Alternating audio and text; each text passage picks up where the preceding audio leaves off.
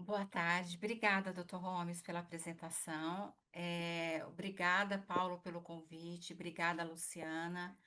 Para mim é uma honra estar aqui. Eu quero deixar gravado aqui para futuramente, assim, uma gratidão enorme que eu tenho pelo Paulo.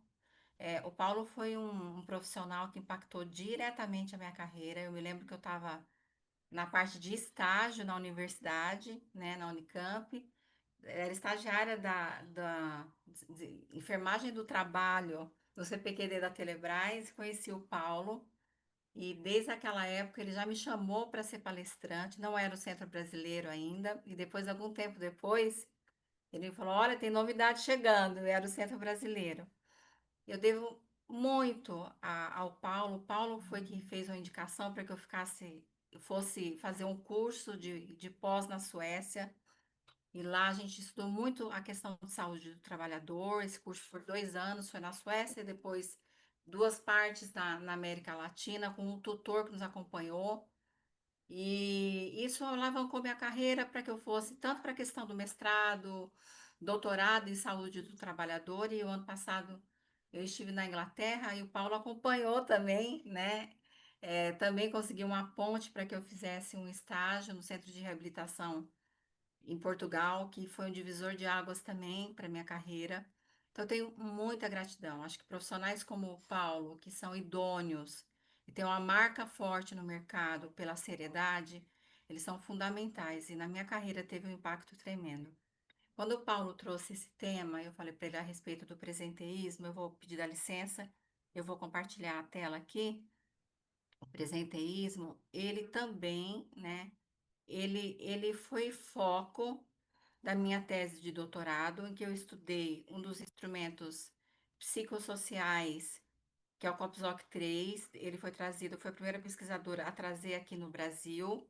E aí o meu orientador, que é o Sérgio de Luca, aqui da Faculdade de Ciências Médicas da Unicamp, ele me desafiou, desculpa, ele me desafiou a gente colocar algo sobre o presenteísmo. Eu trouxe o SPS 6 e a gente aplicou nessa amostra.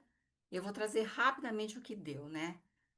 Em relação, foi uma amostra da área da saúde, de uma hold de saúde, especificamente de um hospital, e trouxe dados muito interessantes. Então, eu venho estudando esse tema de fatores psicossociais, os instrumentos validados internacionalmente, a NR1.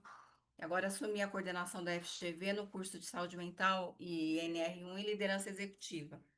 Nosso desafio, então, a gente falar do presente mais adoecido, o custo invisível do presenteísmo nas empresas. E quando a gente pensa, então, em presenteísmo, a gente pensar que ele não é um fenômeno individual. Ele, na verdade, não é uma decisão do indivíduo, né? O presenteísmo, ele expressa um padrão organizacional de adoecimento, em contextos onde a gestão ela é orientada para uma alta performance contínua.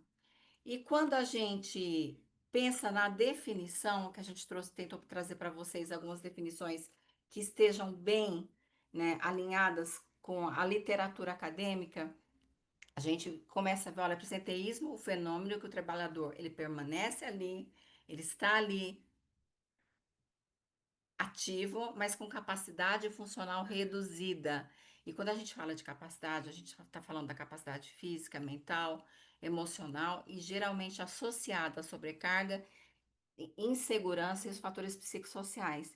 Então, a gente começa a ver que na literatura e no dia a dia, eu trabalhei 25 anos como head de RH dessa holding, da saúde, a gente vê que a presença ela deixa de ser sinônimo de produtividade. O indivíduo ele está aí, o corpo comparece, mas ele já não está mais por inteiro.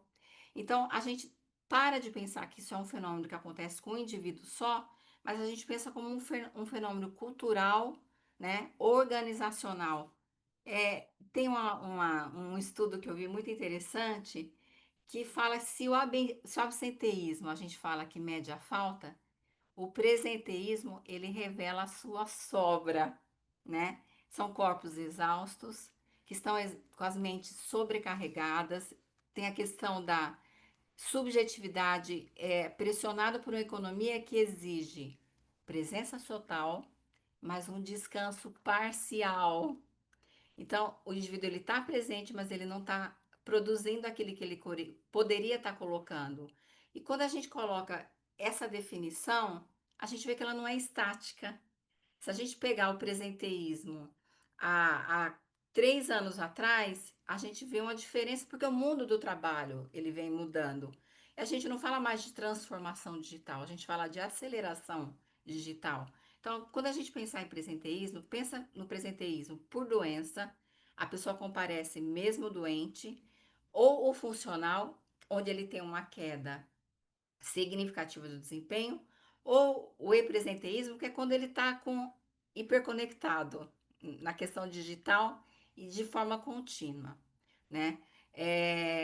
Quando você fala, por exemplo, presenteísmo por doença, na saúde foi muito normal.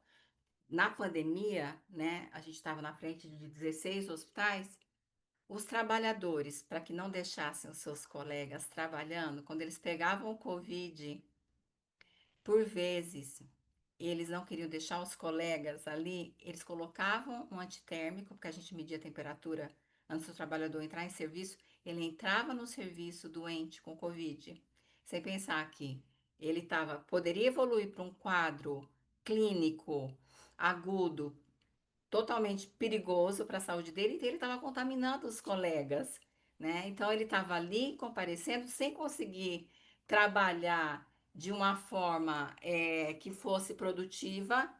Ele estava conectado, mas ele estava desconectado de si, né?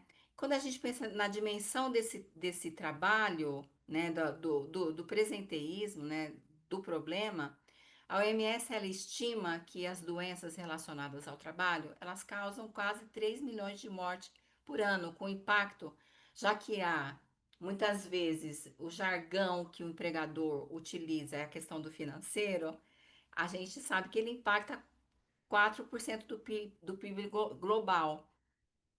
É, a gente fala que o absenteísmo ele é um problema. A gente fala pouco de presenteísmo. Mas grande parte desse problema é o trabalhador. Ele está doente e ele não consegue parar de trabalhar.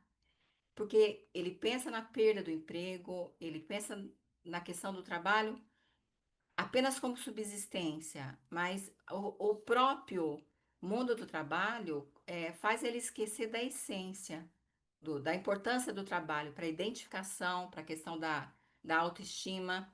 E quando a gente fala por que o presenteísmo ele tem crescido nas organizações, isso dava para a gente falar um congresso inteiro, né? Porque a gente coloca ali Ricardo Antunes, que fala muito sobre a precarização do trabalho, a uberização, porque hoje a gente tem uma cultura organizacional baseada em resistência e sobrecarga.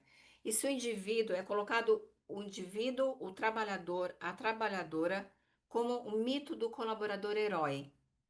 Na verdade, ele suporta tudo, ele não reclama nada e ele entrega sempre. Então, como vinda do mundo aí do trabalho, 25 anos, a gente tem esse estigma de que aquele que não entrega, aquele que adoece, ele tem, ele é mais fraco do que os outros. Então, isso leva ele a chegar à exaustão, né?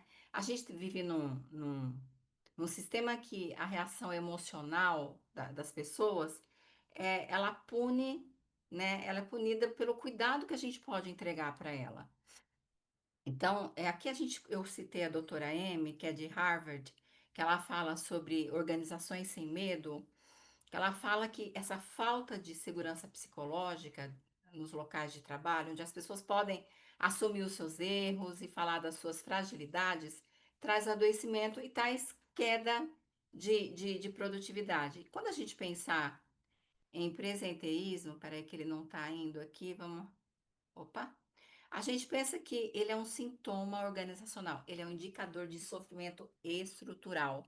Então, a primeira coisa que a gente tem que tirar ali do nosso modelo mental é que algo é uma pessoalidade, é uma pessoa que não tem, pode ser que ela tenha, nós temos as nossas diferenças, cada um encara as suas dores e as suas vivências, a gente tem uma vivência, um histórico, um diferente do outro. Quando a gente pensar em presenteísmo, pense em gestão. Ele é um desequilíbrio sistêmico entre aquilo que é exigido e as condições reais de trabalho. Porque quando a gente pensa em fator psicossocial, a gente fala de condição, organização, natureza do trabalho e o próprio indivíduo. Muitas vezes sendo forçado ao engajamento, a estar sempre em autovigilância e sempre disponível, né? As reuniões de domingo que eu tinha às 7 horas da manhã, porque era necessário, porque a gente tinha que fazer, o EBITDA da empresa está muito mais alto do que aquilo que era possível, muitas vezes até entregar, né? Então, quando a gente olha a questão, a gente estava falando um pouco, né, dessa armadilha de engajamento, quanto mais o sujeito se entrega, mais ele absorve e tenta neutralizar esse sofrimento que ele tem no trabalho. Os estudos eles mostram que o custo do presenteísmo ele é até 3 vezes maior do que o absenteísmo, né? E aqui a gente tem a perda, né, de 30%. Então, se aquele trabalhador está ali, 30% do trabalho dele está sendo, na verdade, está sendo menos produtivo. A gente fala do absenteísmo, o absenteísmo é o custo do corpo que não vem, do trabalhador, da trabalhadora que não aparece. Mas o presenteísmo é o custo da mente que não aguenta, que chegou no seu limite.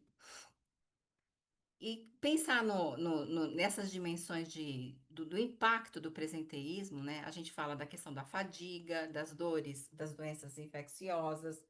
Na minha tese de doutorado, ele mostra o presenteísmo impactando diretamente as doenças ósseo-músculo-articulares, né? E essa questão da falha de memória e atenção, a ansiedade, o isolamento e a culpa, isso então a gente está falando de desfecho, né? O que, que o presenteísmo pode estar causando no dia a dia. Isso com certeza impacta na produtividade das organizações também. Porque o indivíduo ali não está por inteiro e ele não consegue fazer as entregas que é colocado. Aqui eu coloco para vocês, eu acho que é sempre importante, eu sempre coloco ali também no rodapé, né? Da onde a gente tirou, né, os nossos dados, é coisa mesmo de gente acadêmica. 2 em cada 3 profissionais do Reino Unido, eles trabalham doentes. Isso é comprovado. Às vezes a gente no Brasil tem os dados mais subestimados. No Instituto Gallup, numa pesquisa que saiu agora, coloca que quase 45% dos trabalhadores e trabalhadoras sentem medo de se ausentar, porque tem medo de perder o emprego. E o Brasil é um dos países que a gente mais consegue visualizar tudo isso. E se a gente pensar em questão também, colocando a questão do custo, né?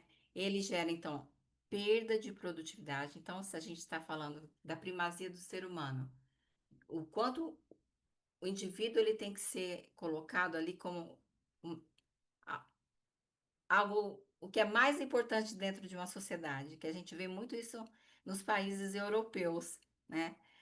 Você não vê essa briga que a gente tem aqui no Brasil entre o sindicato, o empregador com o empregado com o empregador, porque lá o ser humano é visto de uma outra forma, com a maior dignidade.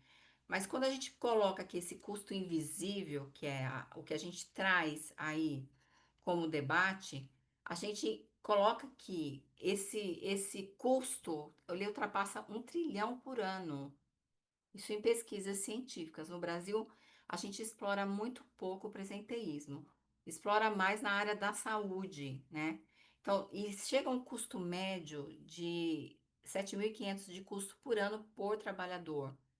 Porque é colocado também o retrabalho, a queda de qualidade. Você pensa no trabalhador da saúde, por exemplo, que trabalha às vezes 2 empregos e faz uma faculdade, um técnico de enfermagem, e que ele está ali às vezes de plantão há mais de 24 horas, o quanto cognitivo, o aspecto cognitivo é impactado e quanto isso impacta diretamente na assistência do cliente, no aumento de erros.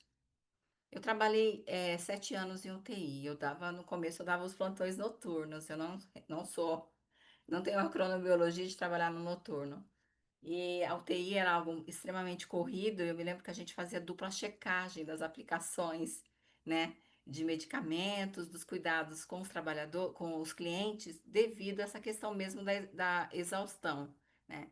Quando a gente pensar em fator de risco psicossocial, associando ao presenteísmo, lembrar um pouco de Karasek, que está aí por todos, embaixo de todos os instrumentos dos fatores psicossociais. Ele fala que o trabalhador ele tem uma alta demanda de trabalho e pouca autonomia, baixo controle, que existe, né? É um desequilíbrio entre o esforço que ele faz e a recompensa que ele tem. Quando o reconhecimento é algo que é sustentado de forma consistente na literatura, e a gente vê isso em resultados de avaliações de fatores psicossociais, que o reconhecimento ele é necessário, não é mimimi, como a gente escuta de vários colegas de RH, né? Isso muitas vezes desemboca na questão da falta de reconhecimento e de apoio do indivíduo, né? Então, você pensar em presenteísmo, ele nasce da combinação entre a exigência alta e o reconhecimento baixo. Pensar, então, também, o que eu queria dar um destaque aqui para a gente hoje, da questão do e-presenteísmo, né? Que com a gente trabalhando remotamente, a gente fica hiperconectado. A gente fica com o celular quase que o tempo inteiro, olhando o que está acontecendo, olha e-mail o tempo inteiro, olha mensagem o tempo inteiro. E esse comportamento que a gente tem, o brasileiro, em termos de mundo, ele é o que mais fica conectado mundialmente. Estou colocando em todas as redes sociais, em e-mails, em WhatsApp. Isso aumenta a nossa fadiga mental, impacta diretamente na qualidade do nosso sono, né? E no equilíbrio entre a vida profissional e no equilíbrio entre a vida pessoal. E pensar, então, a gente tá. Isso é uma coisa que eu sempre critiquei muito no mundo acadêmico, né? Fiquei 3 anos no mestrado e 5 anos agora no doutorado. A gente fala muito dos problemas que a gente tem ali na academia, e isso é um problema que eu sempre coloquei para os meus colegas de doutorado, que são mais pesquisadores do que trabalham na prática, e a gente precisa ter essa junção, a gente precisa andar de mãos juntas, né? Quais são as soluções para esse problema que a gente está vendo? Eu tenho comentado até com o Paulo, a gente chegou a dar palestra junto sobre NR1, sobre saúde mental. Todos os países que já estão um pouco mais avançados na questão de saúde mental, que é um problema mundial, eles demoraram pelo menos 5 anos para conseguir colocar regra nas coisas. O Brasil, a gente está entrando nesse ano e passa a ser uma obrigação legal em maio de 2026, apesar das empresas já estarem sendo multadas. E eu via muito essa questão de não trazer solução. E não dá para fazer omelete sem quebrar ovo. Então, a gente tem que mexer sim na estrutura do trabalho, na organização do trabalho, no conteúdo. Se a gente quer pensar no ser humano, no trabalho, não só como questão de subsistência, mas como essência, e a gente quiser pensar em produtividade sustentável, a gente tem que cuidar, como o Dr. Holmes disse no começo, cuidar de quem cuida da empresa. Isso é gerar lucro para a empresa também e colocar o ser humano no lugar onde ele deve estar. A doutora Amy de Harvard, ela coloca a importância de ambientes com segurança psicológica, onde os indivíduos podem colocar os seus erros, colocar as suas dúvidas, e nesses ambientes é onde mais acontece a criatividade, e a percepção de que você pode falar, você pode pedir ajuda e você não precisa ter medo, né, da questão da punição. E a gente fala, então, do papel da liderança que seja emocionalmente inteligente. E eu vejo, por eu trabalhar com liderança corporativa, e na GV eu sou a coordenadora de liderança executiva, é colocado um fardo muito grande sobre os líderes. Na verdade, eles desdobram aquilo que eles recebem como metas, como pressões, e eles desdobram isso para a empresa. E a OIT-OMS, ela fala nos seus e-books de 2022 que a gente deve estar trabalhando a favor da liderança. Liderar a si mesmo, líder de si mesmo, líder do outro e depois líder do negócio. E esse líder, ele deve ser treinado a sinais precoces, não fazer diagnóstico. O líder não tem essa capacidade. Isso é algo profissional médico, do psicólogo. Ele reconhecer sinais precoces de sofrimento do ambiente de trabalho, né? Validar o descanso, Transformar a segurança psicológica em uma atitude cotidiana. A gente vê muito essa diferença de um lugar para outro. A minha filha não trabalha mais aqui no Brasil e ela é engenheira e agora ela está trabalhando em outro país em que já foi regularizado todas as leis relacionadas ao fator psicossocial, não tem problema falar, é o Canadá. E ela estranhou muito a questão de tirar o pé do acelerador. Durante o tempo de experiência, período de experiência, o chefe dela falou o tempo inteiro que ela tinha que trabalhar menos, porque ela estava acostumada a trabalhar de sábado e de domingo. E ele falou: não, termina às 5 horas da tarde. Então, para ela refazer esse modelo mental dela, porque aqui ela tinha uma exigência de trabalhar final de semana. E quando a gente pensar ali na questão de como que a gente mensura presenteísmo, eu quero dizer para vocês que não é subjetivo, tá? Presenteísmo, ele é possível de ser validado. Eu apliquei Stanford Presenteeism Scale, ou SPSC, são 6 questões e numa amostra, e eu fiz esse ciclo só para dar uma ideia para vocês, mas esse ciclo mostra que começa pela exaustão, né? Depois você vê isso no questionário, e você vê isso comprovado nas pesquisas. Essa exaustão, ela leva a uma perda de percepção, a parte cognitiva, que leva a uma queda da performance. É um ciclo. Essa queda da performance faz com que o trabalhador se sinta culpado, porque ele está entregando menos. E essa culpabilização do trabalhador, que não é só dele próprio, mas a própria organização impõe isso, faz com que ele tenha um esforço maior do que ele pode dar. Aí ele entra em nova exaustão e é um ciclo doentio que a gente coloca, né?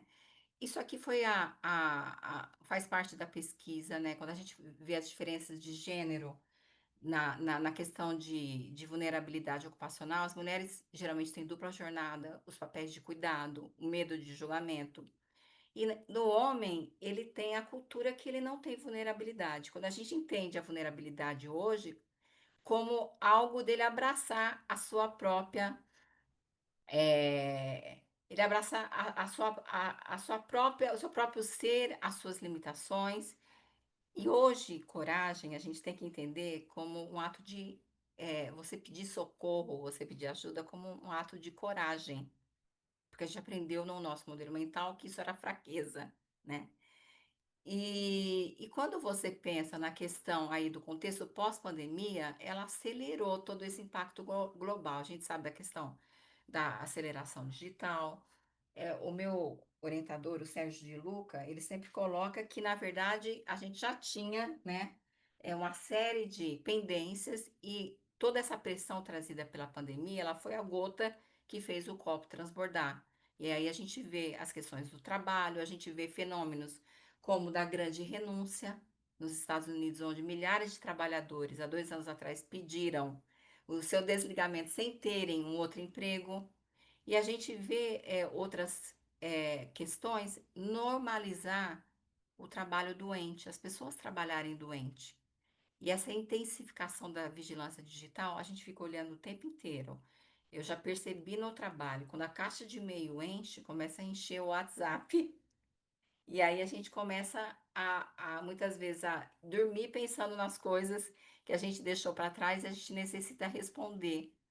E aqui foi uma parte da minha pesquisa de doutorado, né? E que a gente chegou à conclusão e comparou os dados, né? Que o profissional da saúde ele apresenta nos maiores taxas de presenteísmo, com sobrecarga emocional, falta de pessoal, que a gente fala de downsize, a gente diminuiu o headcount, o número de pessoas, e é, a gente acaba sempre glorificando a cultura do sacrifício, que é a gente se sacrificar, né? E o trabalhador que tem essa linguagem, né? Eu trabalhei a mais, eu trabalhei de sábado e eu trabalhei de domingo, ele muitas vezes é premiado por isso. Isso impacta diretamente na segurança do próprio paciente. Esse estudo de caso que eu trouxe aqui, que é uma partezinha da minha tese, tá? A amostra foi de 437 pessoas, ela pegou 63% da amostra, em que foi comprovado ali fadiga, irritabilidade, dificuldades cognitivas por causa da sobrecarga falta de reconhecimento e escassez de recursos humanos. Quando a gente pensar em presenteísmo e a gente pensar nas ações que a gente deve fazer, pensar também do lado do empregador, porque isso foi uma das coisas que eu aprendi com os suecos. Eles coloca sempre a questão do bolso. Quando você tiver que falar com o empregador, a gente coloca assim a questão da primazia do ser humano.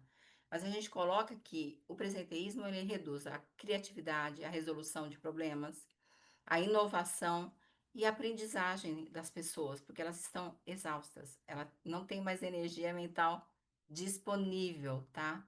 E quando a gente pensar nesse ciclo de produtividade saudável, né, sustentável, pensar que se a organização está saudável, existem muitas organizações que a gente vê que a saúde mental, a atenção primária, ela ela já não é algo, ela entra como um programa de prevenção à hipertensão, de promoção à saúde, de saúde integral. Então, maior engajamento, melhor desempenho, maior lucratividade, e aí que vem a OMS falando, né? Cada dólar investido no trabalhador ganha-se 4 dólares em produtividade. Então, é uma estratégia que a gente pensa que ela tanto na questão de ética, né, na questão econômica e ações, né, estratégia. A gente tem que revisar o processo de trabalho, tá? Se a gente não fez isso por bem, a gente vai fazer por mal agora. Eu falei para vocês que sou a coordenadora de saúde mental e a gente está com especialistas, inclusive parte do nosso corpo de professores são auditores fiscais.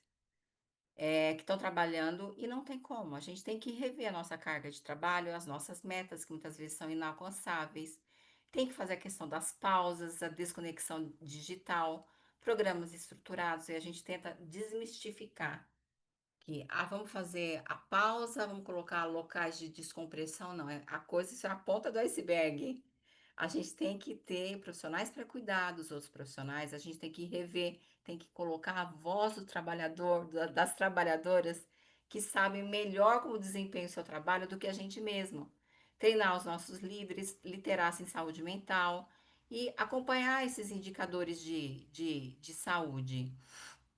E também trabalhar a parte de regulação, né, de autorregulação, de inteligência emocional, mas nunca esquecer o que a gente falou ali no começo, é um problema organizacional, né? Mas eu preciso fazer a leitura da minha consciência corporal, eu tenho que nomear as minhas emoções, definir limites saudáveis, né? Micro recuperações, mas isso tem que ser uma ação que tem que ser empresa, governo, trabalhadores e trabalhadoras todos de mão dadas, né? E essa busca de apoio quando a gente precisar dentro da organização. É que eu coloquei alguns indicadores, eu acho legal trazer essa experiência para vocês. Eu acho que uma das coisas que eu mais consigo trazer, eu parametrizei o sistema da empresa e eu fiz isso com relação ao absenteísmo, tá? Eu coloquei quanto custou aquela ausência, quanto custou a reposição, quanto isso impactou na folha, em salários, encargos e benefícios em uma população de R$ 1.000, desculpa, de 1.000 pessoas, trouxe um prejuízo para a empresa, fora para o trabalhador, de 1 milhão. Naquele mês, a empresa perdeu 1 milhão com a taxa alta de absenteísmo que ela teve. E o presenteísmo a gente costuma até muitas vezes a não customizar ele.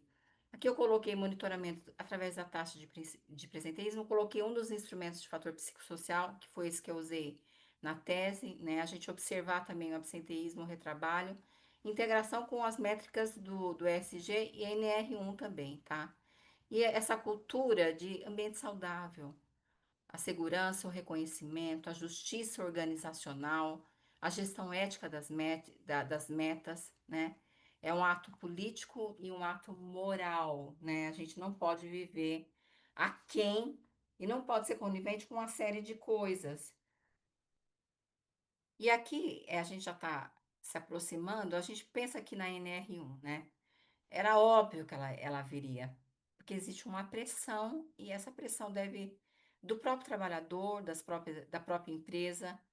Lembrando aquilo que eu falei para vocês, os estudos que a gente fez na Inglaterra, a gente estudou vários países, Para se implantar as normas relacionadas a fatores psicossociais, teve que ter toda uma mentalidade de mudança mental. E aqui a gente vê que teve, foi, em média, demorou 5 anos. A província de Quebec acabou de fazer a implantação, 5 anos.